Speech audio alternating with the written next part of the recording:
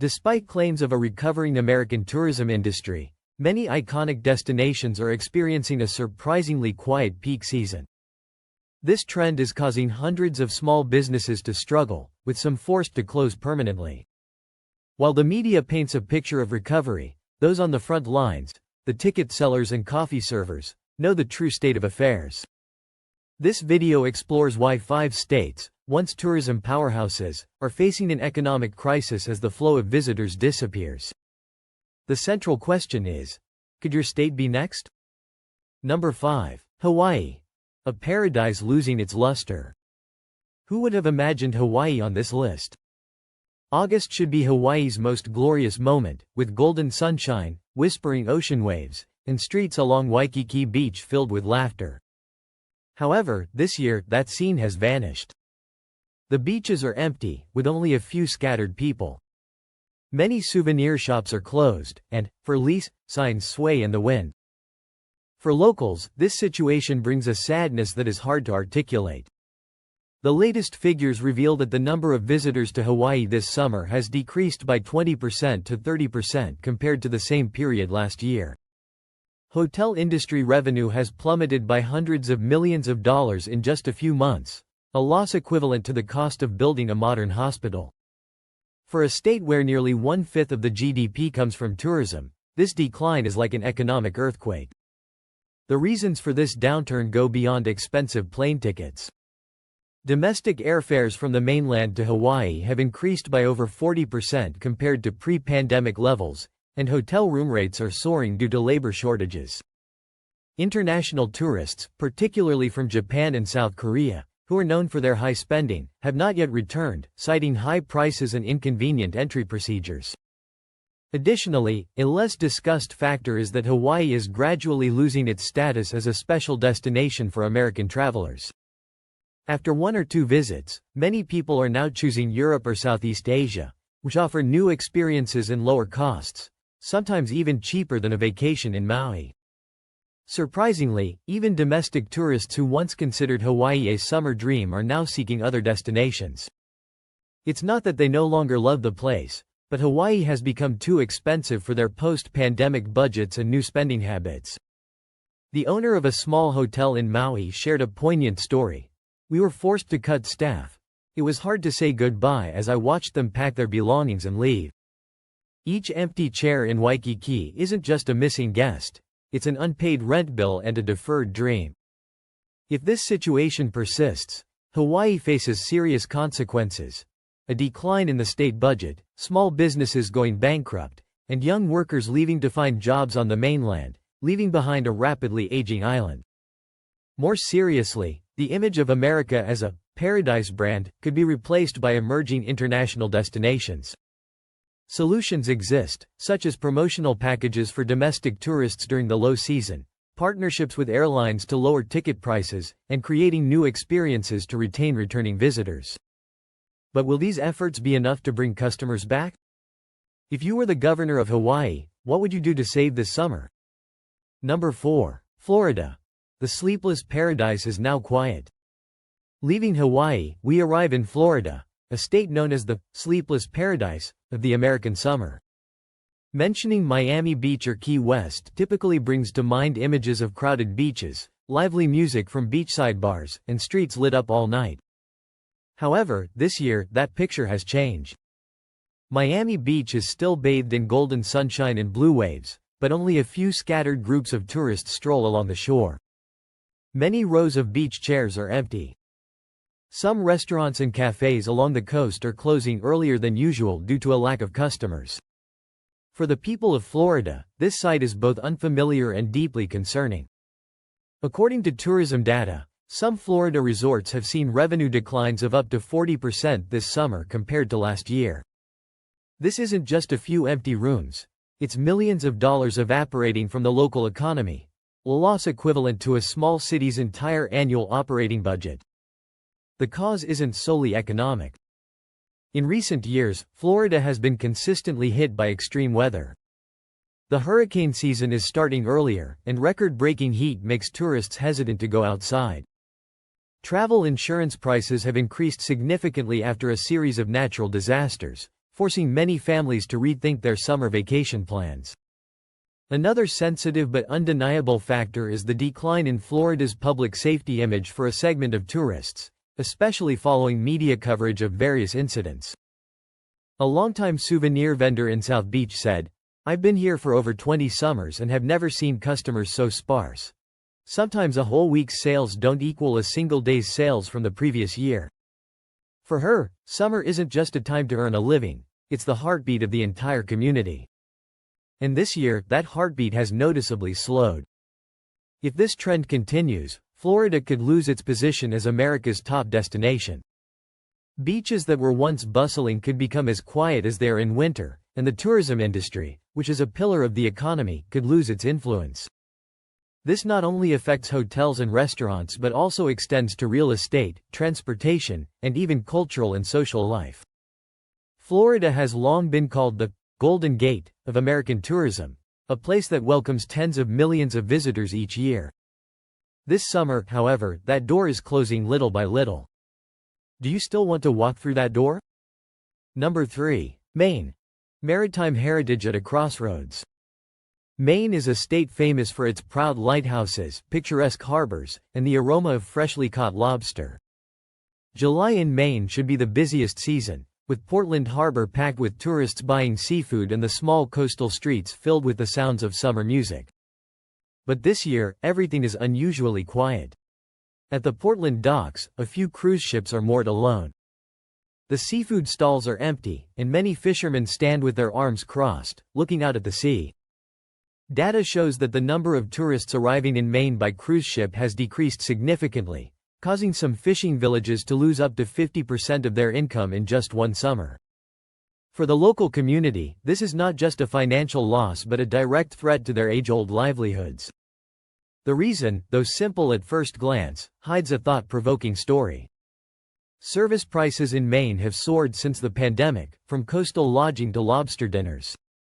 Meanwhile, just across the border, Canada is offering affordable beach vacation packages with similar services and equally stunning landscapes.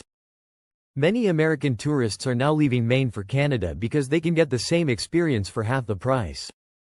A fisherman with over 30 years in the trade said, "Sometimes I go out to sea in the morning and come back with a whole catch of lobsters that I can't sell." Back then, by noon, the goods were all sold out. In his eyes, there was a clear sense of worry, not just about the unsold lobster, but about the fear that future generations would no longer be interested in this profession. If this situation continues, Maine could lose not only tourism revenue but also a part of its maritime soul, its old fishing villages, coastal festivals, and the generations-old tradition of seafood harvesting. When lighthouses no longer guide travelers, who will still come here? Maine is still beautiful and peaceful, but that beauty is at risk of being forgotten.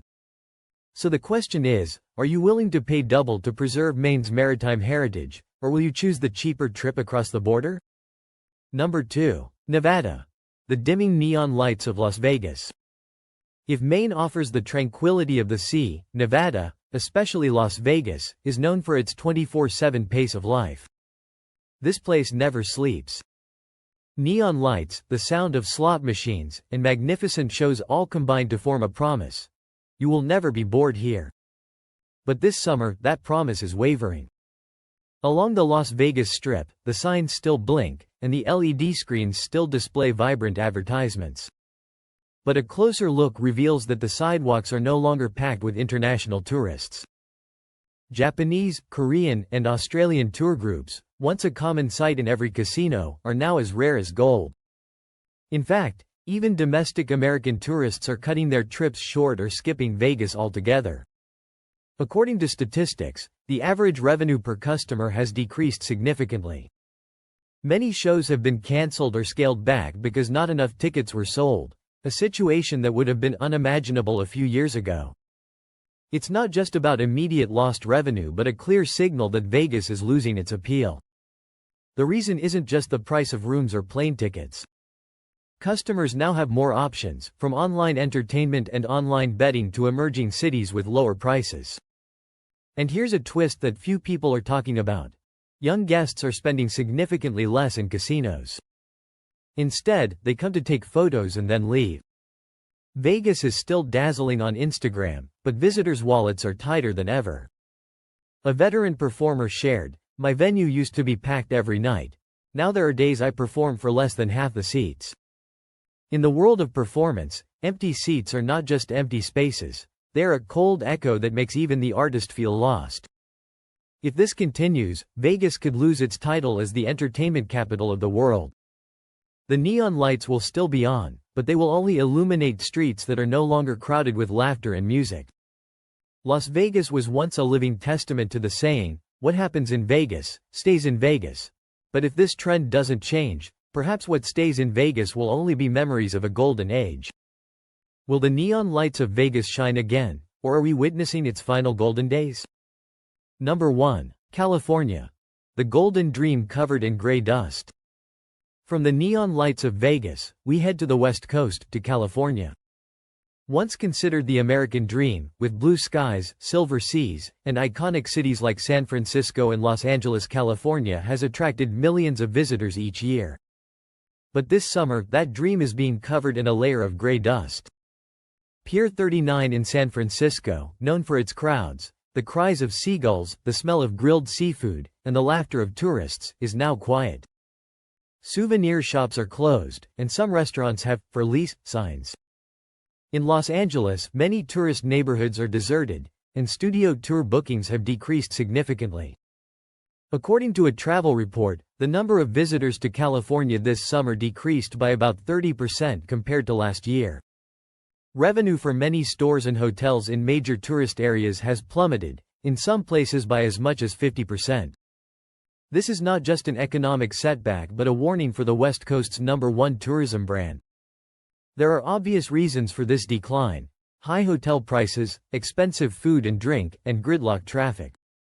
However, there's another reason many are hesitant to mention: the deteriorating image of public safety. The increase in homelessness, petty crime, and a poorly maintained urban environment has made some tourists hesitant. Ironically, California was once a place where tourists felt safest and most welcome. Notably, some tourists have diverted to Oregon or Washington, neighboring states with similar scenery but with better rated prices and safety. California's golden dream is being shared with its neighbors. A small cafe owner in San Francisco shared, "This year, business is down so much that I have to close early every day. Summer used to be my busiest season, but now it's become the season of waiting for customers." Her voice was a little playful, but her eyes couldn't hide her sadness. If this situation persists, California could gradually lose its status as a West Coast tourism icon. The roads along the Pacific Coast Highway will still be beautiful, and Malibu beaches will still sparkle, but there will be fewer people to admire that beauty. California, once the birthplace of dreams, is now wondering if it still holds that allure. If you had the opportunity to travel this summer, would you choose California or seek a new dream elsewhere? A nationwide shift in travel behavior. We have just been through Hawaii, Florida, Maine, Nevada, and California, 5 iconic American tourist states that are all facing an unusual summer. The 5 states are just the most obvious examples, but if we look closer, we see that this phenomenon is widespread. In Michigan, lake towns that are usually busy in the summer are also seeing 15% to 20% fewer bookings this year. In Utah, some national parks like Zion and Bryce Canyon have seen such a decrease in visitors that the government has had to cut back on guided services. And in Louisiana, New Orleans, America's festival hub, reported a decrease in summer tourism revenue compared to 2023 despite still hosting major events. This proves that the issue isn't just about the specifics of each state but a sign of a nationwide shift in travel behavior. Looking at the bigger picture, the issues in the 5 states are not isolated incidents. They reflect a general trend happening in many places across the United States. The reasons are not just local but a series of systemic causes that are tightening the entire tourism industry. First, economic pressure on households is increasingly heavy. Prolonged inflation has caused prices for gasoline, food, and housing to rise, forcing many families to reconsider every expense. Long-term travel, once a familiar summer reward, has now become a luxury. People are choosing short trips or even staying home, a trend called a staycation. At the same time, the price of tourism services has skyrocketed. Airfare, hotels, and food are all increasing faster than income. Many people have made the comparison. With this money, I could fly to Europe or Asia, which is both new and more worthwhile. This is an uncomfortable reality for domestic destinations. The habits and expectations of tourists are also changing, especially among the younger generation. They seek unique, personal experiences rather than just destinations that everyone knows and has been to. States that are overly reliant on mass tourism are therefore vulnerable to losing visitors. Furthermore, competition from international destinations is becoming increasingly fierce. Mexico, Thailand, and Portugal attract American tourists with reasonable prices and fresh images, sometimes promoted more effectively by media and social media than domestic destinations. An indispensable factor is climate change and public safety. Extreme heat, wildfires, storms, crime, and the deterioration of the urban environment all reduce tourism appeal. Some destinations once considered absolutely safe are now also making tourists think twice. If this trend continues, the U.S. tourism industry will enter a phase of visitor flow redistribution. Some states will gradually lose market share to new destinations, both domestically and internationally. Communities that rely on tourism will suffer an economic shock, from job losses and reduced income to a wave of labor migration. Most dangerously, iconic brands like California Summer or Las Vegas Never Sleeps may only exist as memories of a bygone era. Looking back at the 5 states we just visited, Hawaii, Florida, Maine, Nevada, and California, one thing is clear: these are not just isolated incidents. They reflect a wave of change that is quietly reshaping the American tourism industry. Perhaps this is just an unusual summer. But it's also possible that we are on the cusp of a new era where travel no longer operates the way we once knew it. Will that be better or worse for communities that rely on tourists?